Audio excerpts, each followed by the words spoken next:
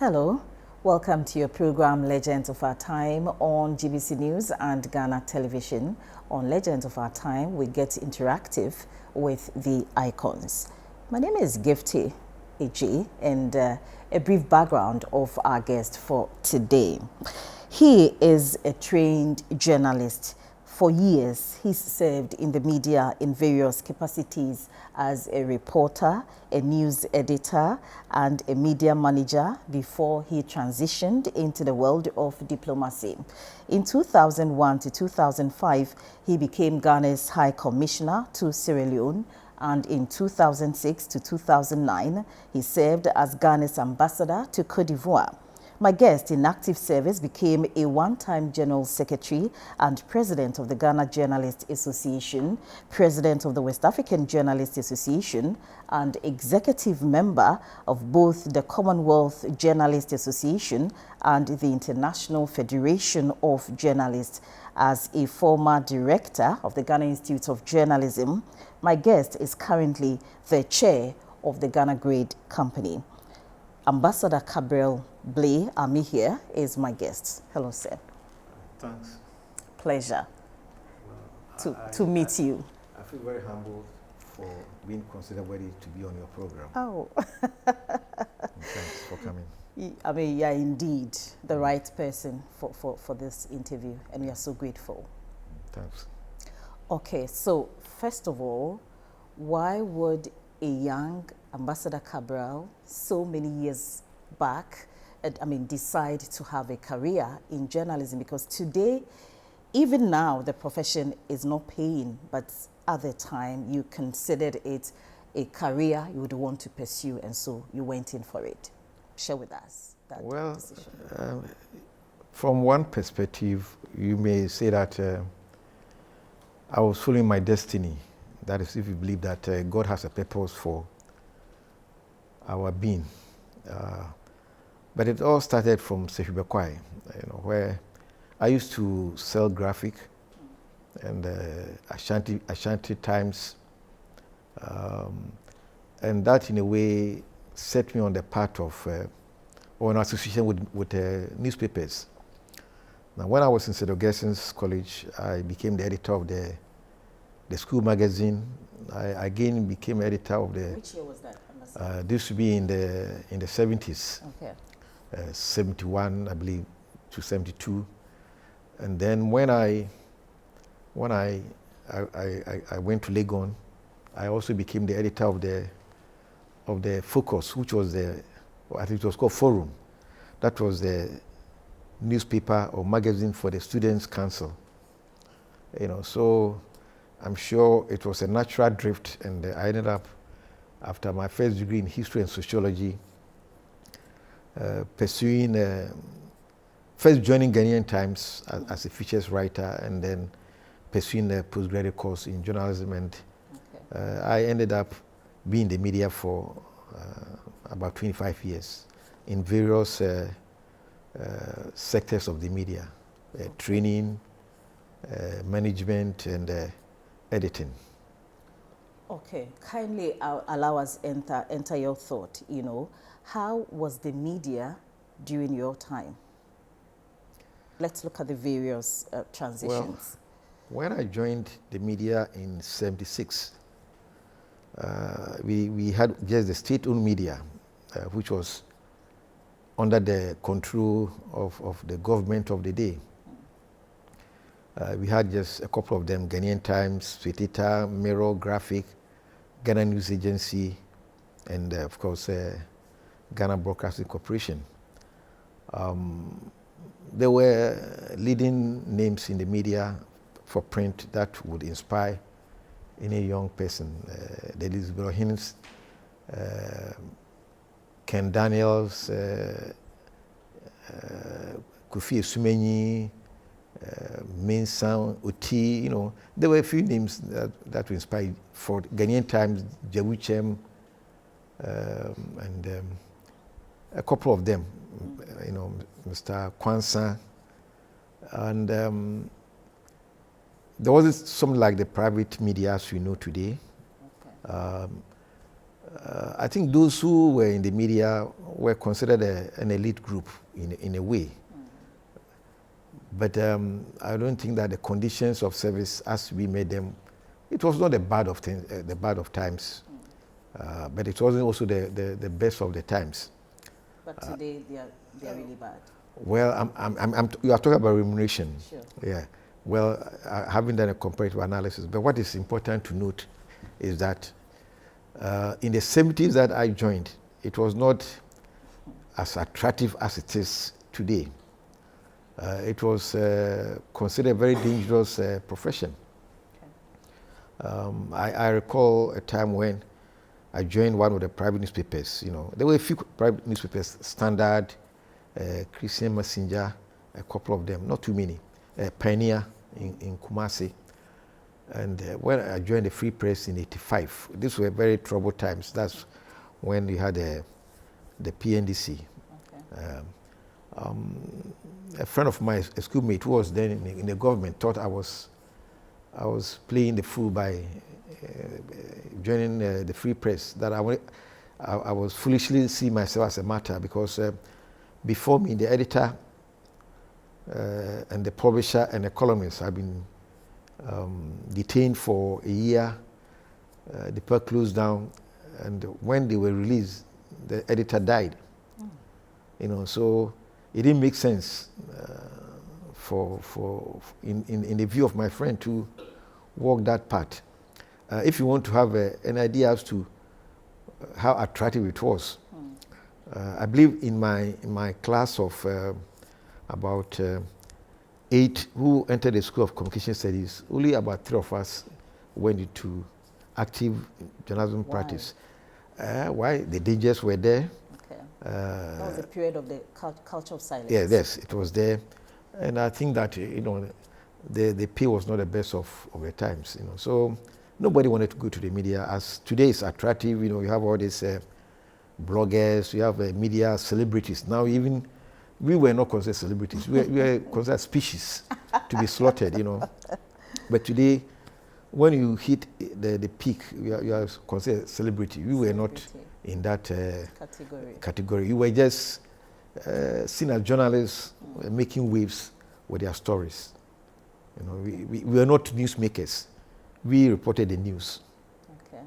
But today is the other way around. Well, for some, I mean, society has developed to a point where with social media, especially, and all the platforms, there's that tendency for people to get the kind of attention and status that they enjoy today. Okay. Kindly take us, I mean, back to the period of, I mean, culture of silence. You know, a lot of us were young at the time. Really, what happened during that time? Well, you know, you need to set this within a historical context. You know, you need to look at the evolution of the media in Ghana. At independence, we had a plural media. There were a couple of private newspapers. Graphic had been purchased by the Nkrumah government in '58. Nkrumah set up Ghanaian Times, that's Guinea Press, and 58, 59, GNA was set up. GBC had evolved from its colonial days to what Nkrumah made it to become. So when Nkrumah came, for the period he was there was that kind of, you know, Nkrumah believed in socialism. So there was this, when you believe in the socialist theory of governance, the state takes over so many things. So in Nkrumah's time, gradually the private media phased out, or they didn't have the glory that it enjoyed before. When after Nkrumah, all governments continue to control the state-owned media. So as they say in the media, he who pays the piper calls the tune. So for up to 1980, you could see that generally the media had been under the thumb and control of whoever was in power, whether it was military or civilian. But then things took another turn under the PNDC regime. Okay. And that starts with a clampdown on the free press. in 84, 83, 84. Yeah, I think it was 83. And then the Catholic Standard suffered some form of muzzling. At that point, it was all the state-owned media that existed, and they reflected the position of the government. And even there, they could be transferred and dismissed at the will of the government. In fact, the phenomenon was that anytime there was a change of government, editors would be removed, new ones appointed. It was a vicious kind of cycle. But then what made it worse was the arrest, the phenomenon of arrest and detention, arbitrary arrest. So Kuku Bakun, Tom Thompson, Mike J, John Kublenu were all arrested for no, they were not tried. So that was the period. So it became very dangerous for people to even discuss politics, even at parties. Nobody would dare speak out because you didn't know who was watching. In classrooms, so it was all encompassing. That was the period of culture of silence. Okay. And I think, as far as I'm concerned, in 89, for instance, not many people are aware of the fact that under Nkrumah there was a newspaper licensing law, which was reintroduced by a champion. Now, what this law meant was that if you wanted to operate a newspaper, you had to be certified, just like going for a license to drive a car. And they can always take away your licenses. So it was reintroduced by a champion, abolished by Rawlings in 79, July 79. And then when he returned in 81, he brought back the law, the newspaper licensing law. And for instance, my newspaper became a victim. In fact, it is believed that the law was introduced just because of the newspaper licensing law. And it is no myth, because of the 3 newspapers that applied for a license and were denied, they were all in the stables of myself and Chairman Blay. He had a guide, I had a Independent and the Concord. Okay. In fact, the law was brought 3 weeks after the Independent was established, 28 March 1989. So it meant that there was no voice. There was this attack on an attempt to even assassinate the editor of the Standard.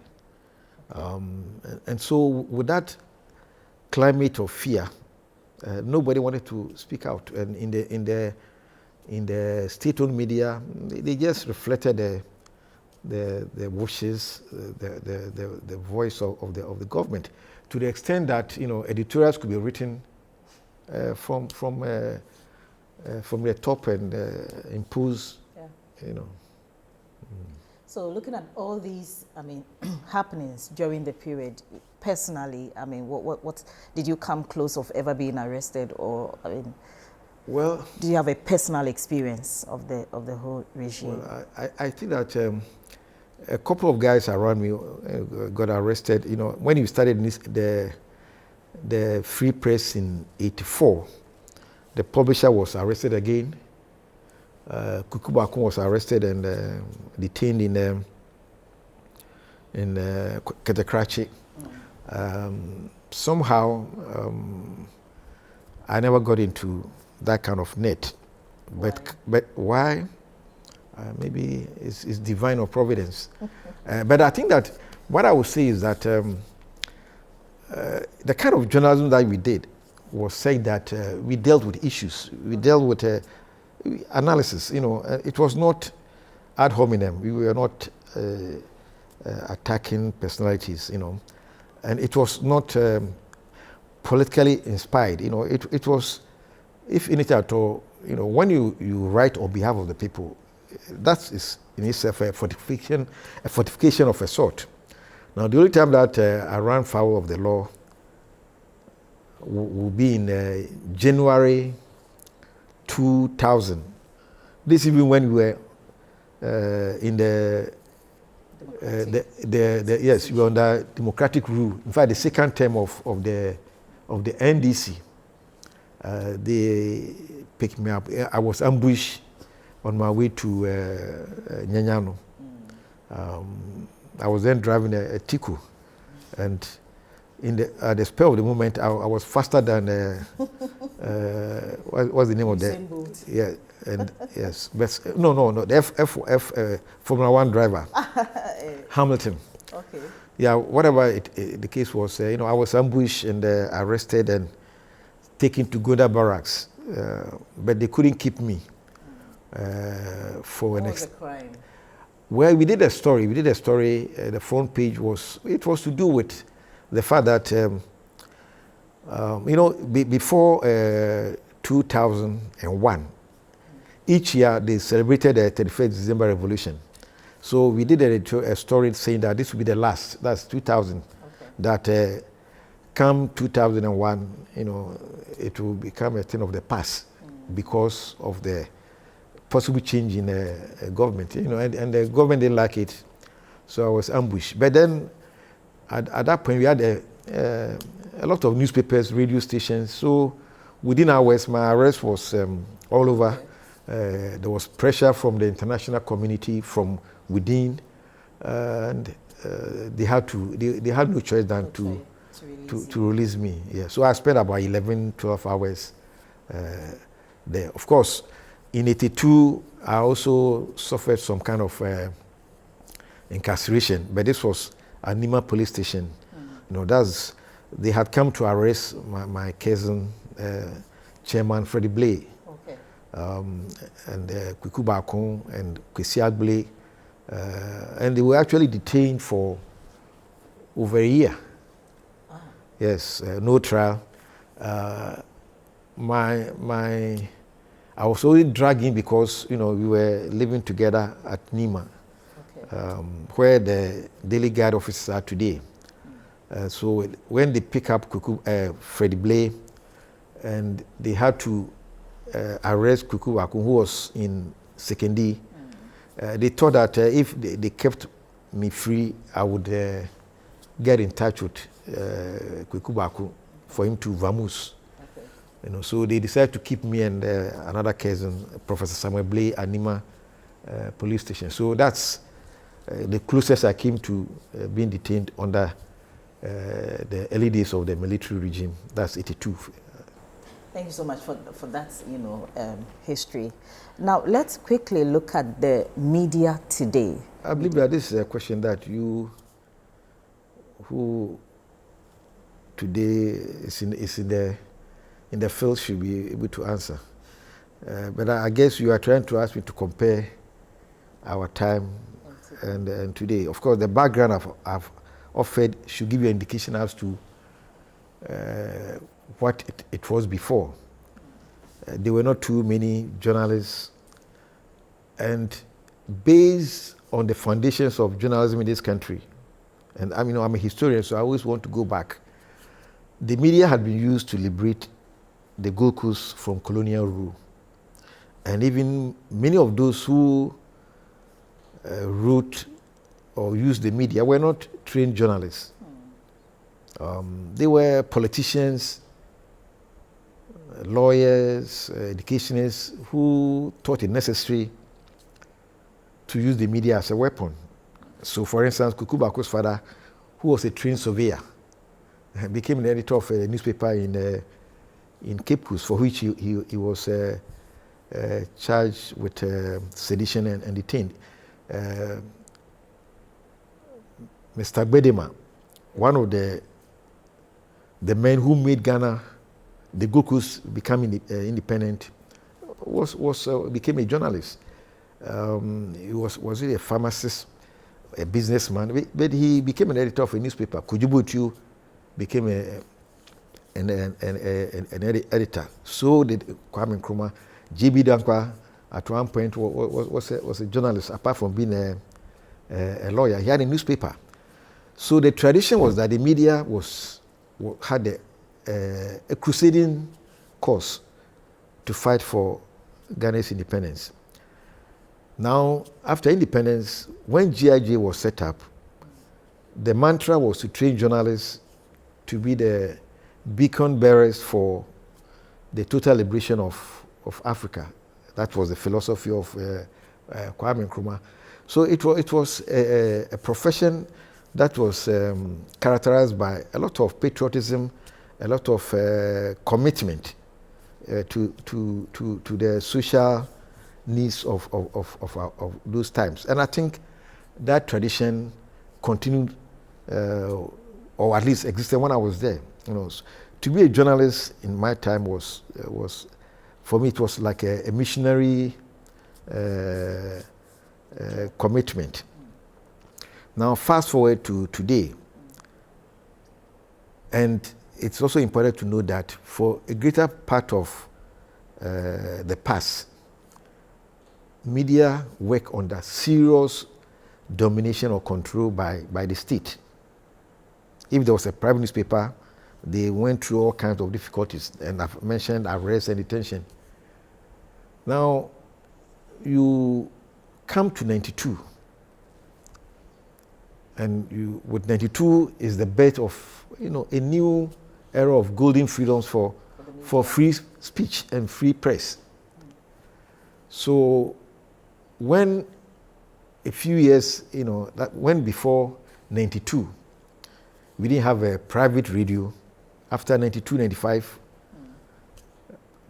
private radio became a reality to the extent that as we speak today, there are about 400 authorized FM stations, and I think the number keeps increasing. As for newspapers, there are millions. Yeah. When I was the chairman of the National Media Commission, I used to sign certificates about maybe 30 a month. Wow. You know, so that there's an explosion of media. So the media is everywhere. Then you have social media, which has introduced citizen journalism. So there's a lot of freedom. I'm not too sure whether the condition of service for media people has increased tremendously. But there are shining stars, you know. So in some instances, some journalists are earning well, but they are few and far between. Because all these newspapers are chasing few adverts, and there's even a serious decline of newspapers. I mean, in terms of people don't buy newspapers these days because of the new media, social media. You know, so it means that the economy of the media is bad. Now, in that context, there are temptations to become compromise or become an extension of political campaigns. You know, so this way we are today. The media is doing very well. I mean, it will not be fair to say that they are not doing well. There are a couple of media houses that are still keeping the flame burning. Example? Well, I think it will not be fair to the others. Yes, but I believe that it's a free market, or the marketplace always will bring out the best. Okay. So I don't think that there are a few names that one can mention, you know, and they are doing very well. They are keeping private or state. You see, the state-owned media is a little. They face serious challenges. I believe that the culture of the past still, the mindset has no change. So the constitution has freed them, but they are still in the old mindset. For instance, I hardly see any newspaper in the state domain seriously. They report on the news.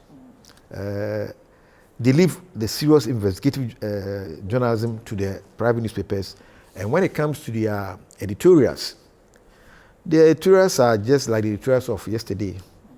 You know, they don't.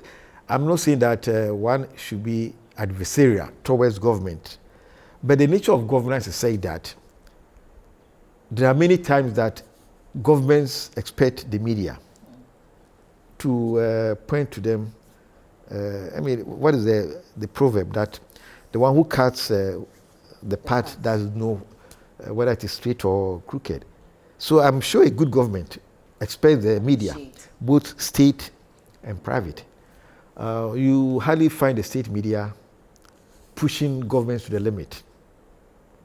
And I think that is, before, it took graphic to challenge the government of the day when it wanted to do business with the apartheid regime.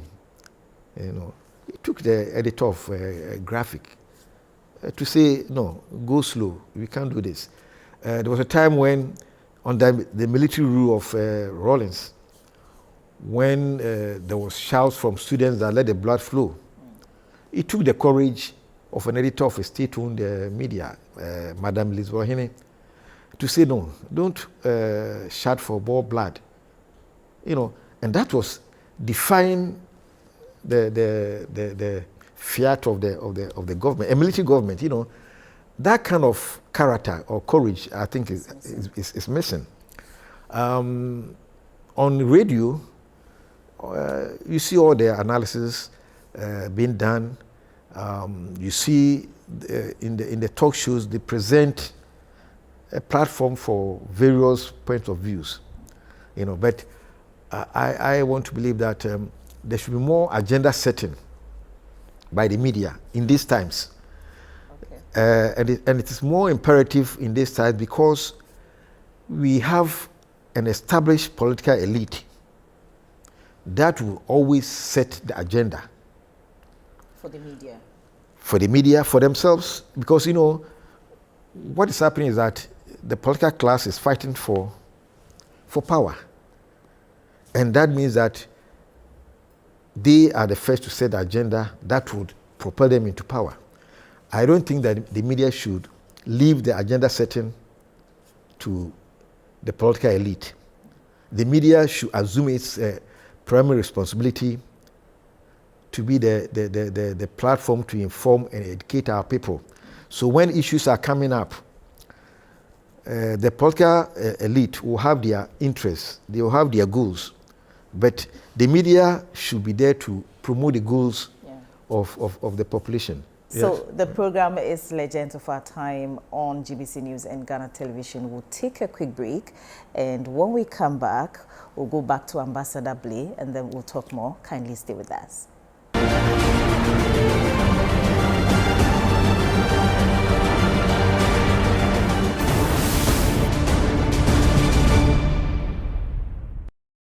Just joined us, you're watching Legends of Our Time on GBC News and Ghana Television. On Legends of Our Time, we provide the platform for our icons to actually share their experience with us.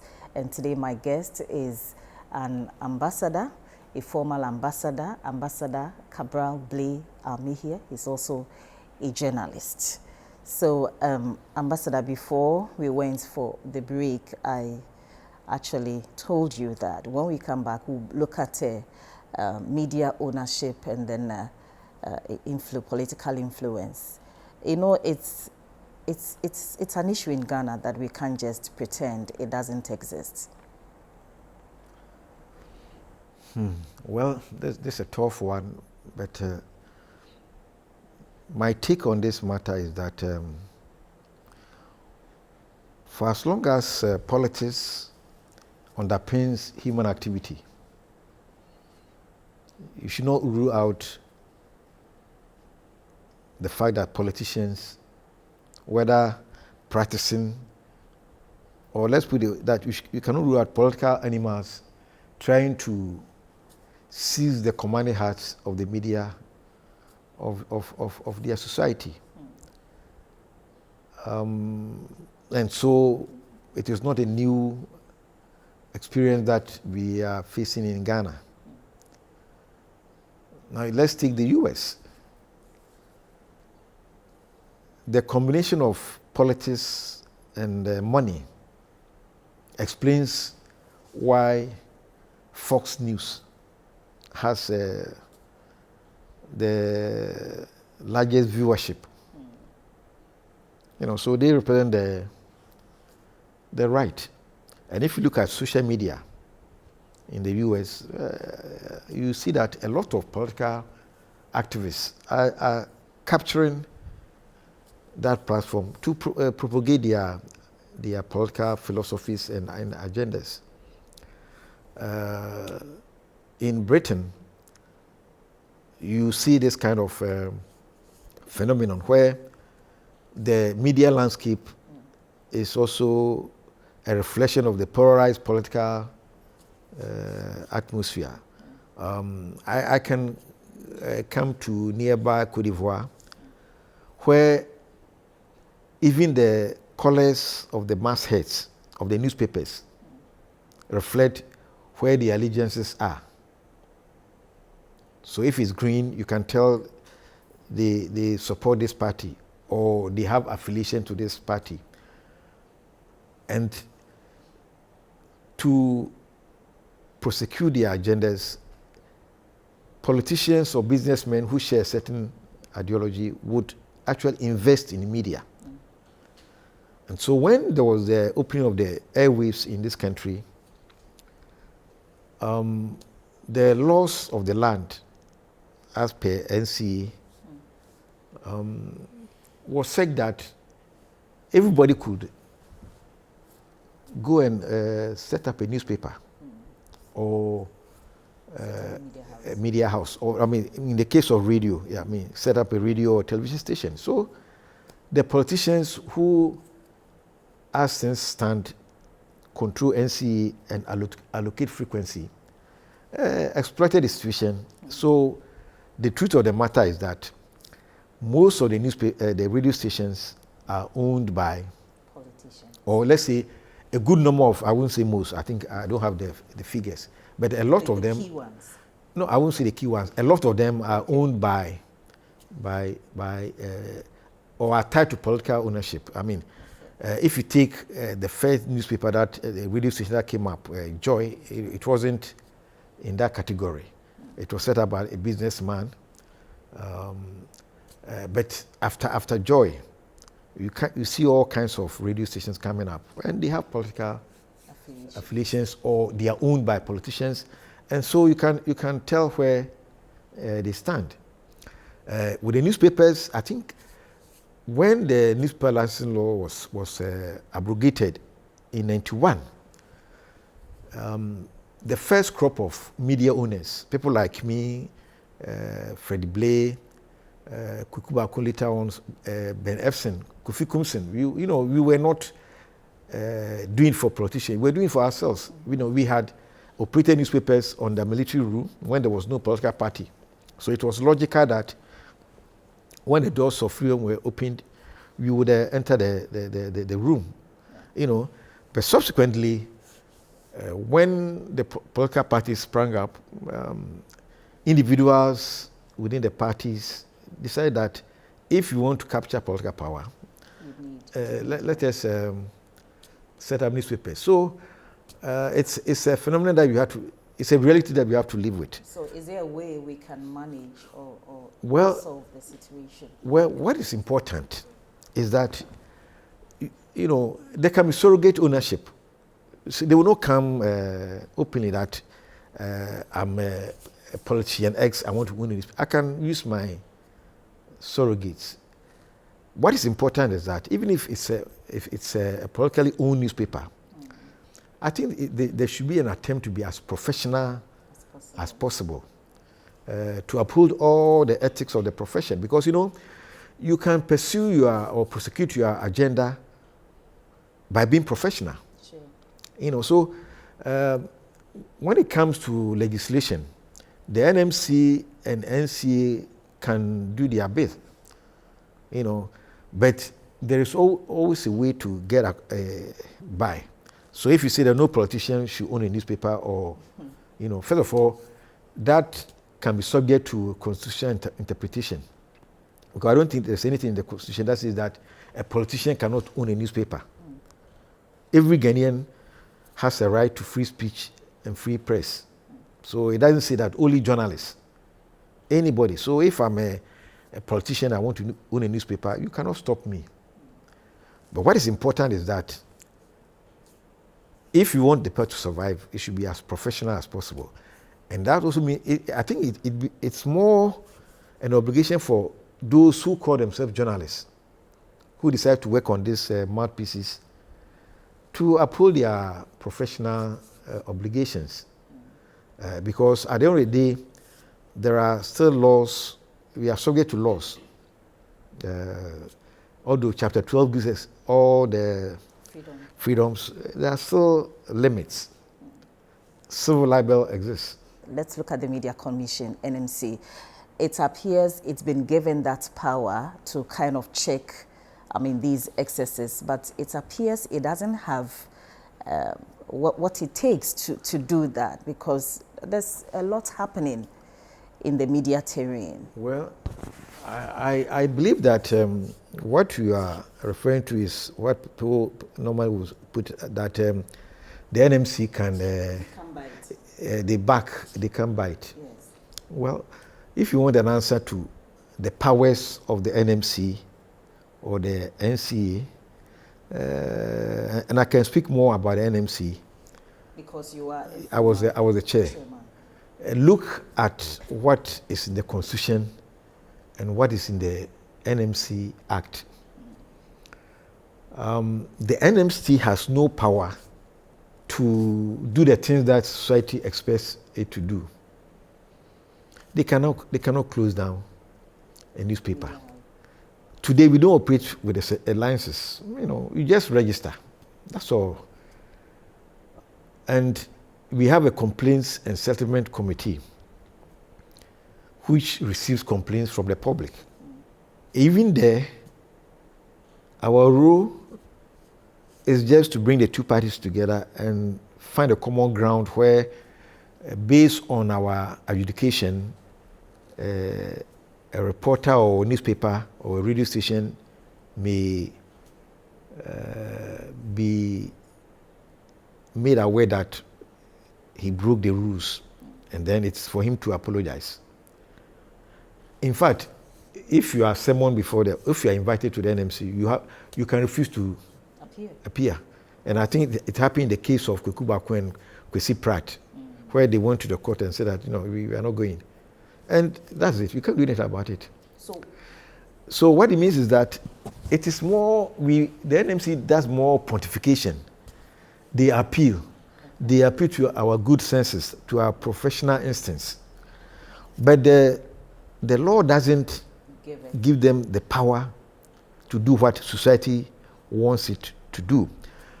For instance, in my time as the NMC chair, we tried to come up with a content regulation LI, which was challenged in the court, and we lost. But the intent was to regulate. You see, the role of the NMC is to regulate the media, promote professional standards, defend press freedom.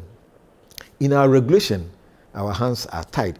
So what is needed are reforms or a new. In fact, the NMC has the right to adopt instruments or measures through Parliament, and that's what we have to do, because what exists today doesn't give them that power, that muscle, which was something of the past. So this way we are today.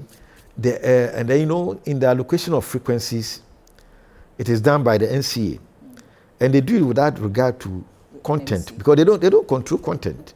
So there's a talk of bringing the NMC, having a legislation that brings the NMC and the NCA in a collaborative pact to regulate the media for the betterment of society. But of course, in all that we do, nothing that the NMC does should restrict free speech and free press.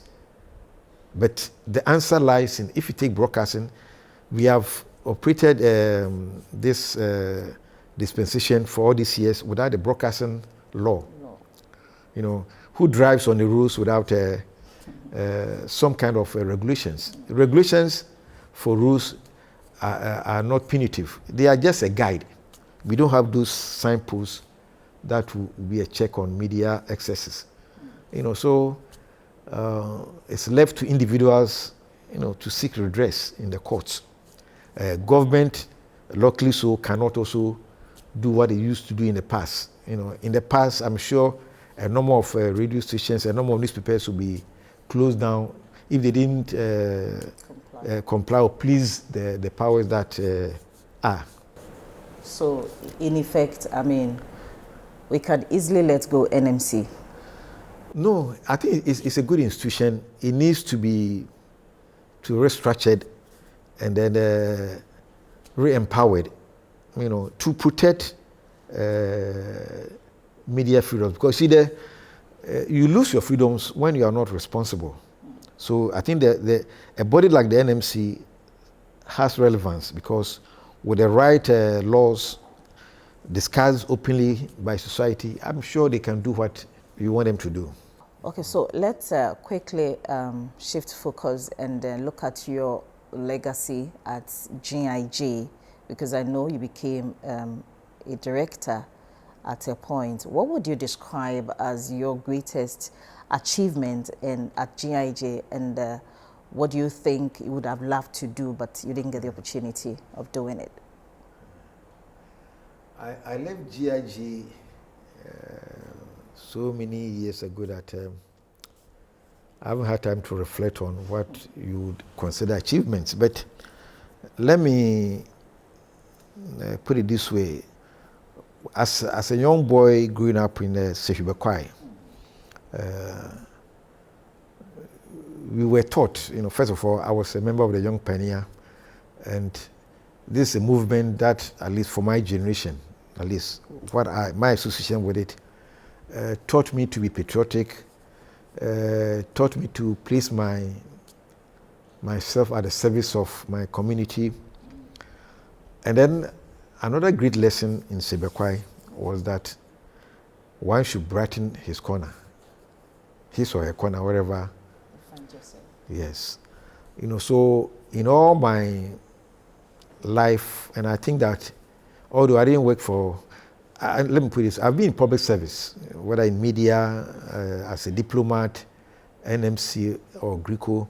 My philosophy has been to brighten my corner. I believe that my students will be the best to give a testimony as to what my achievements were.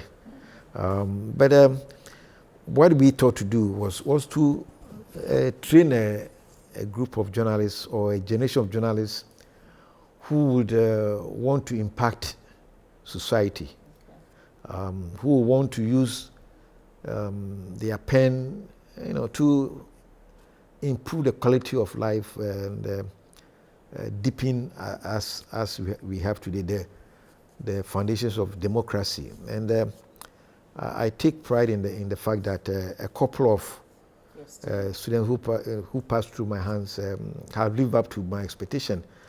Recently, I woke up to read on Facebook a very humbling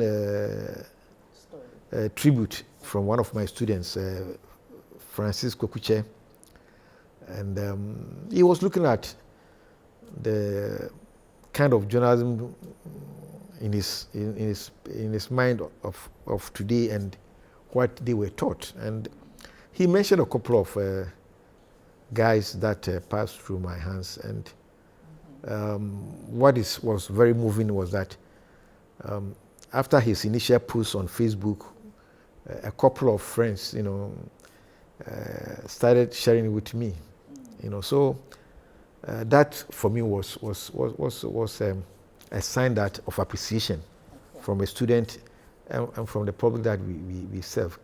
Okay, so the program is still Legends of Our Time on GBC News and Ghana Television. We'll take another quick break, and when we come back, we'll bring you more. Stay with us, don't go away.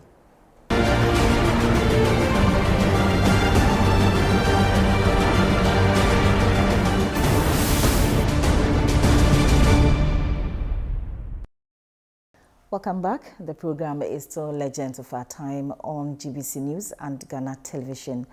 My name is Gifty AJ, and my guest for today is Ambassador Kabral Blay Amihere. Ambassador, okay, so GGE, how, there's a lot happening GJ, when we talk about our association, as a past chairman or president of the association, what would be your comment of GGA today? Yeah, I believe that today's generation of journalists must do a little research into history. You see, as Fela used to say, you can only move forward if you know where you are coming from or where you came from. You move forward and you move better if you know the traditions, the values that you have inherited. And I think it cuts across every institution of state, family, church, political parties, and associations. So if you ask about the GGA at one point was an institution that governments tried to control. But there was a lot of courage from some journalists, like I remember somebody called TBOT. Okay. He, during the heydays of the Achampo regime, wrested the GGA from governmental control or from state capture. That was TBOT from GNA. Then I joined the GGA in 75, 76, and I met great guys who lived for the profession, and they had nothing. They didn't have an office. The general secretary operated from his bag. So that's what we inherited. When I became the GGA president, first I served as secretary. There was not like an award ceremony. So it was our administration led by Mr. Edwin Tenge, and one of our members is still around, Gordon Avenable. We used to walk for meetings at the GBC, your clubhouse. I was with the Free Press. I would walk from Free Press Circle to GBC just to have a meeting. Nobody had a car in those days, So that was my first experience. But we started the GG award ceremony. 85. 86, I was out of Ghana. By the time I returned in 87, the government had taken over. That's the NDC government. So from about 87 to 92, the GG Awards ceremony was organized by the government, the NDC government. And there's nowhere, only in socialist countries does government organize awards for journalists, So when I became president again in 93, I took it over from the government. And this is the beginning of what you have today. It has grown big. And thank God it survived. But I think we still have to maintain the independence of the ceremony. And then what the bane of GG of today, why they have been in crisis for 2 years, is that they have not allowed the constitution to govern the affairs of the association. Okay. So for these elections, they had a problem about membership. Some saying that and this is the second time in a row that they are experiencing this problem, where some members are saying that the register has been bloated. I mean, can you imagine that in GG somebody want to bloat I hope it is not true, but if it is true, then it's an indictment on what we are experiencing in the last few years. So let's quickly jump to Ambassador Kabral as a diplomat. In 2001 to 2005, he became Ghana's High Commissioner to Sierra Leone, and that was the period when the country was coming out of its civil war. Share with us your experience as a journalist who was sent to that country as a diplomat. I mean, what did you see and what can you share with us? Well, I believe that that phase of my life is one of the most exciting period of my life. First, the transition from media to diplomacy, and diplomatic life is quite a departure from normal journalistic pastime. But there are a lot of similarities, and some striking differences. First of all, my work as a journalist, particularly as the president of the West African Journalists Association, had prepared me for some level of diplomacy, in the sense that you don't become a Waja president if you are not doing some kind of negotiations, lobbying and the rest. So I was in a way prepared. I had done some course in international relations in London. So, but it was a new field, and I just took my time to learn the ropes, and I believe that we fulfilled our mission in Sierra Leone. There were difficult times, a country coming out of war. There were a lot of social deprivations, water, electricity. When way back then, when I came to Ghana and people were complaining about outages, I of course, as a Ghanaian, who wants the best, I also wanted a continuous power supply. But I lived in Sierra Leone for 4 years, and I think I never enjoyed 5 hours of uninterrupted light. Even as a diplomat, a high commissioner. We had to, in the office, in the house, we had to use generator. And you couldn't use the generator throughout the night. But we were always off the grid, because the grid didn't work.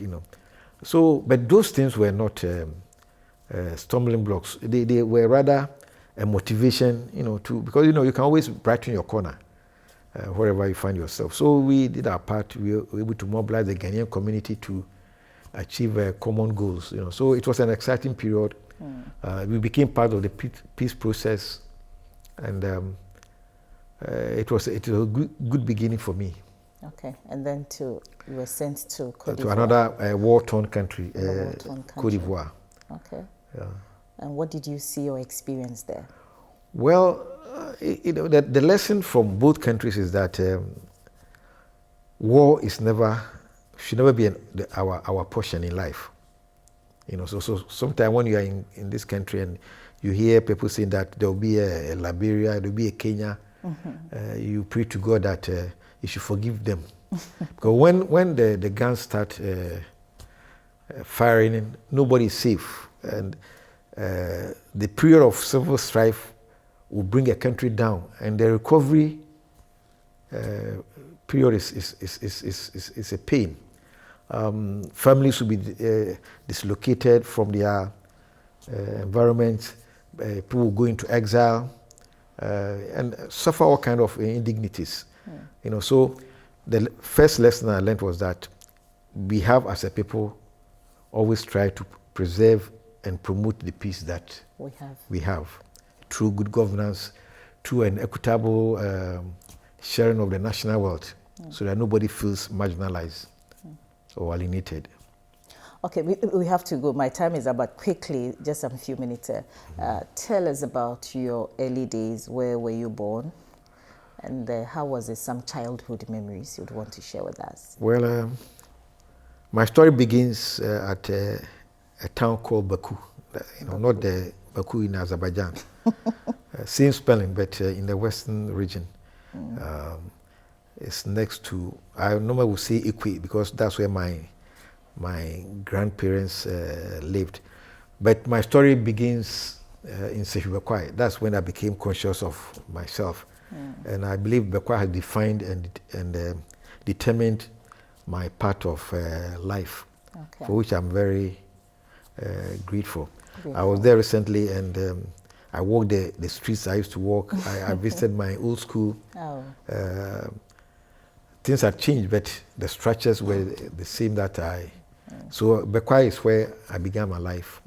So who are or were your parents and your siblings? My parents, well, they belong to our ancestors now. But my father was called Blay. My mother was called Mary Harrison. But I have Amihere in my name because Amihere was my stepfather, and he actually educated me. in Sebekwai. So I keep his name. In fact, when I was in school, that was even my full name. I was called Peter Kwabena Amihere after him. Okay. The Blay came in later. And then Kabral also came in. I had about 8 other siblings. 2 are deceased, the rest are around. What kind of childhood did you have? Was it difficult, looking after all 8 of you, or? No. I was, I was the 6th born, and after I was born, my parents divorced, and then that's where I had a stepfather, and he was comfortable as a storekeeper in Sebekwai. So, in terms of my educational needs, he was there. He was there. And when I was going to secondary school, a senior brother who is also deceased took over. So I had a memorable childhood at Sebekwai. We did all the things that village boys or town boys do, and we managed to also pick up the lessons. Okay. So in Form 2, I went to St. Augustus College. So Bekwai is a great place, and I always have fond memories of Bekwai. Share with us principles that also guided you, growing up. Well, I told you about the young pioneer days, where so sometimes, in fact, when I was writing my first book, the title was Born to Serve. We have a couple of them here. Yeah, this was this one, Born to Serve. I was going to title it Born to Serve, but I changed it. So Bekwai taught me that I should fighting for freedom. Yeah, so I changed it, But this was going to be titled Born to Serve, and that was what I learned in Bekwai, to brighten your corner. Okay. That a good name is better than riches. Okay. Although one should seek a very comfortable life whilst still preserving a good image and a good heritage. There's also this one here. Well, this is my latest book. This is the story of Ghana's independence. Okay.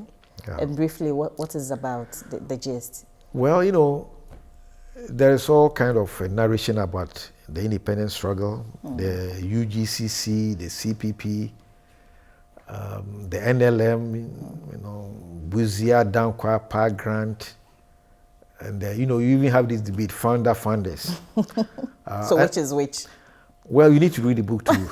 I'll definitely take one along. But I believe that what this book seeks to do is to tell the story as it is, And I do it chapter a year by year from 47 when the UGC was formed, and by 52, the UGC was dead. Okay. Then the Ghana Congress Party led by Buzia comes up. Of course, CP comes in 49. In fact, and that led to the end of UGCs, because when they had the first elections, they cleared all the seats, 34.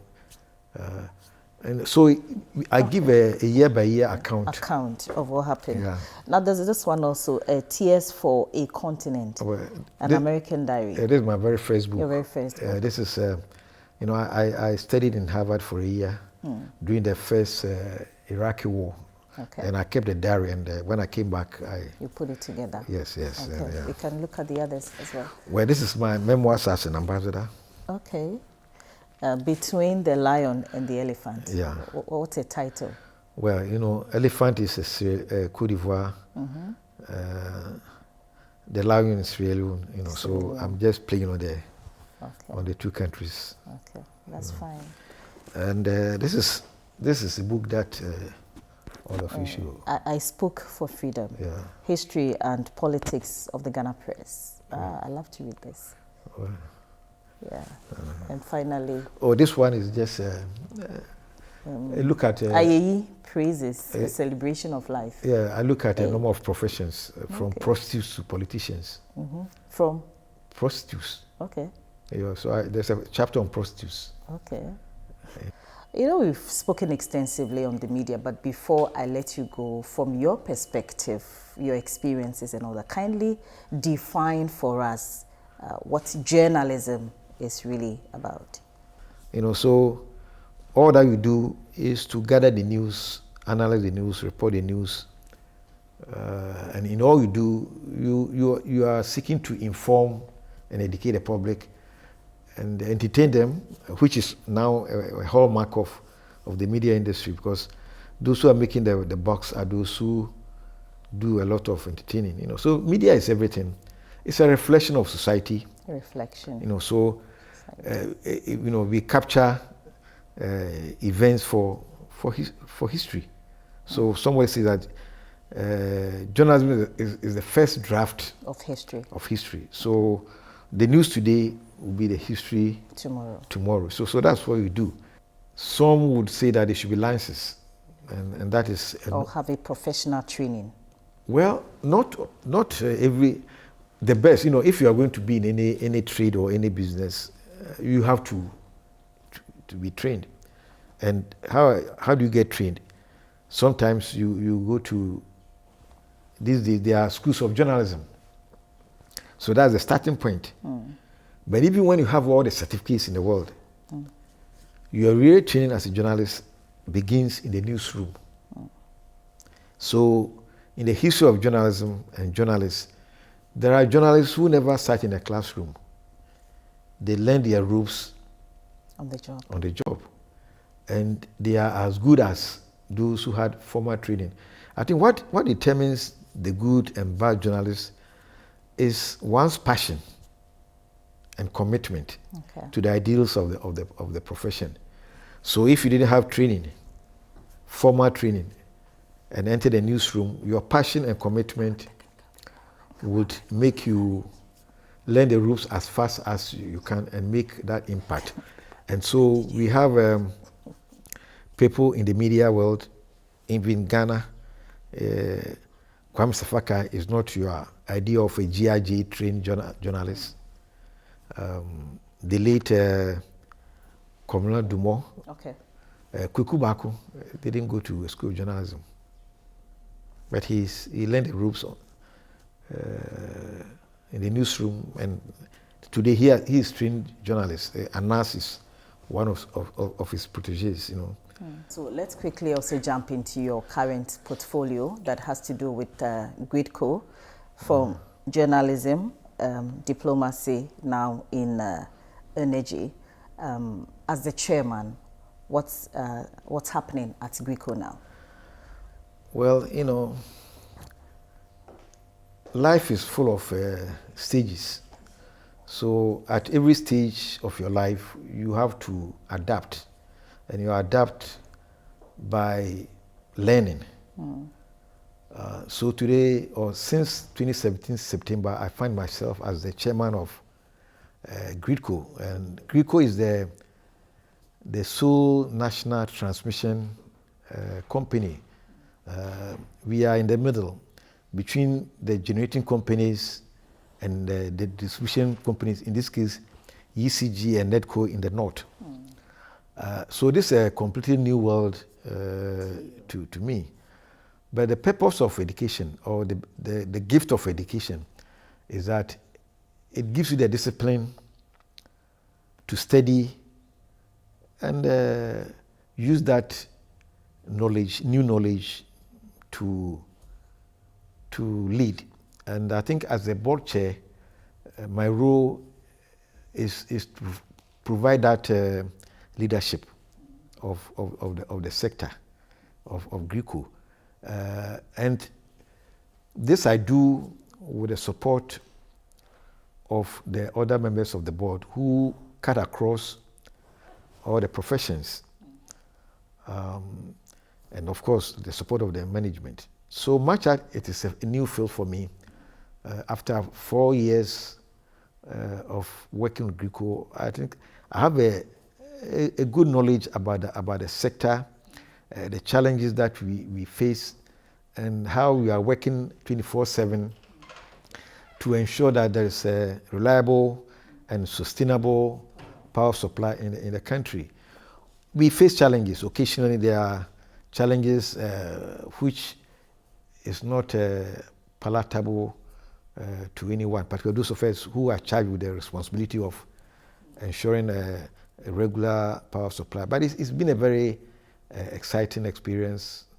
And again, going by my ethos of brightening the corner wherever you are, we do our best every day to ensure that GRIDCO fulfills its mandate. Okay, we finally have to go. But my last question, Ambassador, how would you want to be remembered many years to come?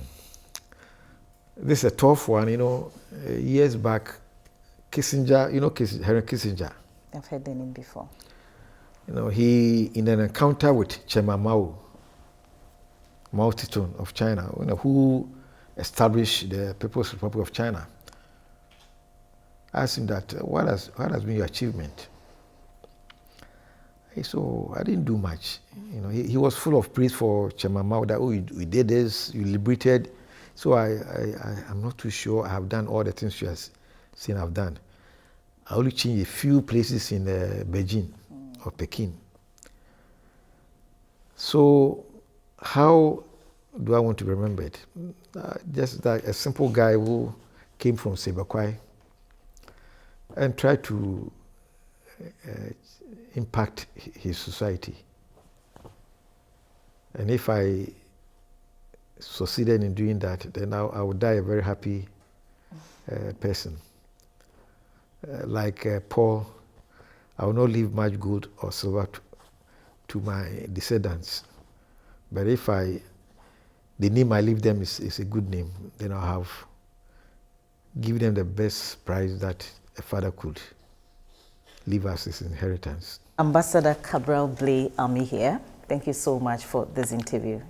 Indeed, I'm so grateful, you know, as a young journalist and getting this opportunity to talk to an icon like you. It's humbling. Thank you. Thanks for coming. And I believe that you've made my day because I don't think I'm that ready to be counted among your legends. I'm grateful. Thank you so much. Thank you. Are you cool? Yeah. This is how we wrap up on today's edition of Legends of Our Time on GBC News and Ghana Television. My guest for today has been Ambassador Kabral Blay Amihere, a former journalist and a diplomat.